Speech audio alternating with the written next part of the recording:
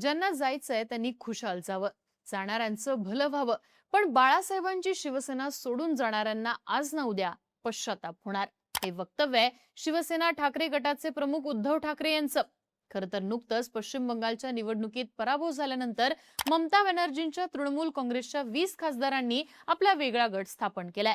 14 जूनला हा गट nationalist citizen party of India या प्रादेशिक पक्षामध्ये विलीन देखील झालाय. खासदारांच्या या गटानं केंद्रामध्ये एनडीएला समर्थन देण्याचा निर्णय घेतलाय. एकीकडे तृणमूल काँग्रेसमध्ये पडलेल्या या मोठ्या फुटीमुळे देशाच्या राजकारणात खळबळ उडालेली असताना महाराष्ट्रात सुद्धा उद्धव ठाकरेंच्या पक्षामध्ये पुन्हा फूट पडण्याच्या चर्चा जोरात होत आहेत. उपमुख्यमंत्री एकनाथ शिंदेंच्या ऑपरेशन टायगरची चर्चा सध्या रंगलेली असून या अंतर्गत ठाकरेंचे खासदार आपला वेगळा गट स्थापन करतील असं बोललं जात आहे. येत्या 19 जूनला शिवसेनेचा वर्धापन दिन आहे. त्या दिवशीच ठाकरेंचे खासदार वेगळे होतील असं म्हटलं जाते. 4 वर्षांपूर्वी जेव्हा शिवसेनेत फूट पडली होती त्यानंतर एकनाथ शिंदेंनी शिवसेनेवर आपला दावा सांगितला होता. आता जर ठाकरेंचे खासदार फुटले तर नेमकं काय होईल असे प्रश्न विचारले जातात. पण ठाकरेंचे खासदार फुटले तर नेमकी कोणती कायदेशीर प्रक्रिया लागू होते? हे खासदार अपात्र ठरणार की त्यांचा स्वतंत्र गट स्थापन होणार? या परिस्थितीत कायदेशीर पेच प्रसंग नेमके आहेत काय? सगळा विषय समजून घेऊयात आजच्या व्हिडिओतनं. नमस्कार, मी आरती आणि तुम्ही बघताय बोल भिडू. शिवसेना ठाकरे गटाचे प्रमुख उद्धव ठाकरे यांनी रविवारी मातोश्रीवर आपल्या खासदारांची एक बैठक बोलावली होती. खरं तर एकीकडे एकनाथ शिंदेंच्या ऑपरेशन टायगरची चर्चा चालू असताना या बैठकीला विशेष असं महत्व प्राप्त झालं होतं. पण मातोश्रीवरच्या या बैठकीला ठाकरेंचे 9 पैकी फक्त 4च खासदार प्रत्यक्ष उपस्थित राहिले. उर्वरित खासदारांनी ऑनलाईन हजेरी लावल्याचं सांगण्यात आलं, पण यावरून सुद्धा संभ्रमच आहे. या खासदारांपैकी कोणी मुलाच्या निवडणुकीचं कारण सांगितलंय तर कोणी धोंड्याच्या महिन्यातल्या पाहुणचाराचं कारण दिलंय. रविवारी ठाकरेंच्या बैठकीत हे सगळं घडल्यावर सोमवारी आणखी एक मोठी घटना घडलीय. सोमवारी संध्याकाळी उपमुख्यमंत्री एकनाथ शिंदेंनी महाराष्ट्र विधिमंडळाचे माजी सचिव आणि विधिमंडळाच्या नियमांचे जाणकार अनंत कळसे यांची भेट घेतल्याची माहिती आहे. शिंदेंच्या याच भेटीनंतर ऑपरेशन टायगरच्या चर्चांना उधाण आलेलं पाहायला मिळतंय. त्यातच शिंदे गटाचे आमदार कृपाल तुमाने यांनी एक धक्कादायक दावा केलाय. ऑपरेशन टायगर अंतर्गत ठाकरे गटाचे 16 आमदार आणि 7 खासदार एकनाथ शिंदे यांच्या संपर्कात असून त्यांचं पक्षांतर अंतिम टप्प्यात असल्याचं कृपाल तुमाने यांनी म्हटलंय. त्यांनी आणखी एक माध्यमांशी बोलताना असं म्हटलंय की उद्धव ठाकरे यांच्या कार्यपद्धतीला कंटाळलेल्या लोकप्रतिनिधींमध्ये तीव्र नाराजी आहे. याच नाराजीतनं 16 आमदार आणि 7 खासदारांनी एकनाथ शिंदेंशी थेट संपर्क साधला. आता त्यांच्यातली अंतिम बोलणी पूर्ण झालेली असून ऑपरेशन टायगर पूर्णपणे यशस्वी झालाय असं तुमाने यांनी म्हटलंय. आणि महाराष्ट्रात लवकरच राजकारणात हा मोठा धमाका पाहायला मिळेल. हे सगळे लोकप्रतिनिधी जाहीरपणे आमच्या पक्षात प्रवेश करतील असं देखील तुमाने यांनी म्हटलंय. आता या सगळ्या नाट्यमय घडामोडींनंतर राज्यामध्ये ऑपरेशन टायगर हे पारच पडणार असं म्हटलं जाते. ठाकरेंच्या शिवसेनेबद्दल बोलायचं तर त्यांच्याकडे सध्या एकूण लोकसभेचे 9 खासदार आहेत. त्यापैकी 5 ते 6 खासदार फुटून एकनाथ शिंदेंच्या शिवसेनेत प्रवेश करतील अशा चर्चा होताना दिसतात. पण जर असं झालं तर मग कोणता कायदेशीर पेच प्रसंग निर्माण होईल? या खासदारांना कोणती संवैधानिक प्रक्रिया लागू होईल ते समजून घेऊयात. जेव्हा कोणत्याही पक्षाचे आमदार किंवा खासदार हे पक्ष सोडतात तेव्हा त्यांच्यावरती पक्षांतर बंदी कायदा म्हणजे अँटी डिफेक्शन लॉ नुसार कारवाई केली जाते. हा कायदा जेव्हा राजीव गांधी पंतप्रधान होते त्यावेळी लागू करण्यात आला होता. या कायद्यानुसार जर एखाद्या पक्षाचे आमदार किंवा खासदार पक्षातनं फुटून बाहेर पडले तर त्यांच्यावर अपात्रतेची कारवाई होते. पण ही अपात्रता टाळता सुद्धा येते. त्यासाठी त्यांच्याकडे मूळ पक्षाच्या किमान 2/3 लोकप्रतिनिधींचं समर्थन असणं बंधनकारक आहे.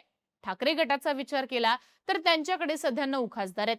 त्यामुळे जे खासदार पक्षातनं फुटतील त्यांना अपात्रतेपासून वाचण्यासाठी आणि दुसऱ्या पक्षात कायदेशीर विलीनीकरणासाठी 2/3 म्हणजे कमीत कमी 6 खासदारांचा एकत्रित गट घेऊन बाहेर पडणं आवश्यक आहे. जर हे 6 खासदार एकत्रित बाहेर पडले आणि त्यांनी त्यांच्या गटाचं दुसऱ्या पक्षात विलीनीकरण केलं तर त्यांच्यावर अपात्रतेची कारवाई होऊ शकत नाही. सध्या ठाकरेंचे 5 ते 6 खासदार फुटण्याची चर्चा होतीये आणि जर हा आकडा 5 खासदारांचा असेल तर त्यांच्यावर अपात्रतेची कारवाई होईल. पण तोच आकडा जर 6 खासदारांचा असेल तर मात्र ही कारवाई हे खासदार टाळताना दिसतील. इथं आणखी एक गोष्ट लक्षात घेण्यासारखी आहे, ती म्हणजे अनेकदा खासदार किंवा आमदार एकाच वेळी फुटत नाहीत. काही जण आधी पक्ष सोडतात आणि नंतर उरलेले त्यांच्यात सामील होतात. अशा वेळी त्यांच्या संख्यांचा कायदेशीर अर्थ लावला जाणं गरजेचं ठरतं. अशा प्रकरणात सहसा टप्प्याटप्प्याने गेलेल्या सदस्यांची शेवटी एकत्रित संख्या मोजली जाते. पण जर सुरुवातीला बाहेर पडलेल्या आमदार किंवा खासदारांची संख्या कमी असेल तर त्यांच्यावर अपात्रतेची टांगती तलवार नक्कीच असते. आता ही सगळी कायदेशीर प्रक्रिया फार गुंतागुंतीची आहे. पक्षातनं बाहेर पडलेल्या गटाला आपणच मूळ पक्ष आहोत हे सिद्ध करावं लागतं. अलीकडेच तृणमूल काँग्रेसमध्ये जे काही घडलं त्याचं उदाहरण अगदी ताजं आहे. पश्चिम बंगालच्या निवडणुकीत तृणमूलचे 80 आमदार निवडून आले, पण यापैकी 60 आमदारांनी ऋतुव्रत बॅनर्जी यांच्या नेतृत्वाखाली स्वतःचा वेगळा गट स्थापन केला. या गटाची अशी मागणी होती की ऋतुव्रत बॅनर्जी यांना विधानसभेचं विरोधी पक्षनेतेपद दिलं जावं. त्यांनी या बाबतीतलं पत्र विधानसभेच्या अध्यक्षांना देखील पाठवलं. इथे ऋतुव्रत बॅनर्जी यांच्याकडे 2/3 पेक्षा जास्ती आमदारांचा पाठिंबा आहे. त्यामुळे विधानसभा अध्यक्षांनी त्यांचा प्रस्ताव स्वीकारत त्यांना विरोधी पक्षनेतेपद बहाल केलं. ऋतुव्रत बॅनर्जी यांचा दावा आहे की त्यांचा गट हाच खरा तृणमूल काँग्रेस पक्ष आहे.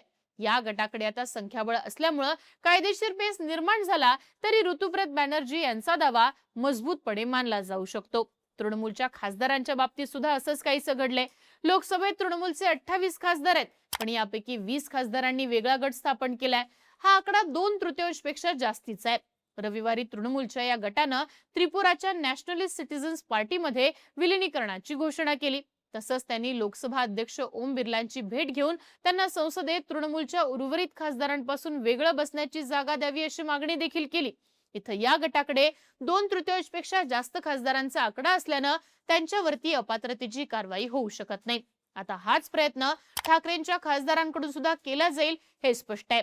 ठाकरेंचे जर खासदार फुटले तर किमान 6 खासदारांचा गट बाहेर पडण्याचा प्रयत्न करेल, जेणेकरून त्यांच्यावरती अपात्रतेची कारवाई होणार नाही. खरं तर 2022 मधलं शिवसेना आणि त्यानंतरचं राष्ट्रवादी काँग्रेसच्या पक्षफुटीचं प्रकरण अजूनही सर्वोच्च न्यायालयात प्रलंबित आहे.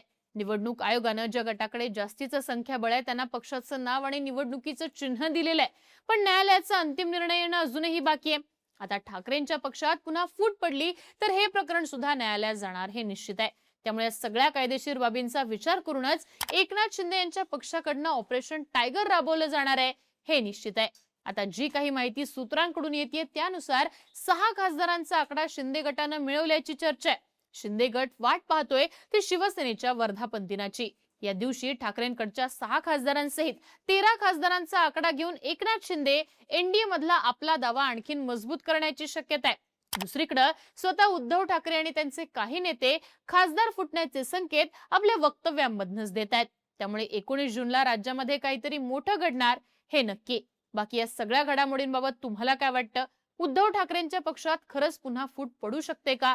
9 पैकी कोणते असे खासदार आहेत जे या परिस्थितीत उद्धव ठाकरेंची साथ सोडून एकनाथ शिंदेच्या पक्षात जातील? याबद्दलची तुमची मतं आणि प्रतिक्रिया कमेंट बॉक्समध्ये लिहून कळवा आणि अशाच माहितीपूर्ण व्हिडिओसाठी बोलबिडूला सबस्क्राईब करा.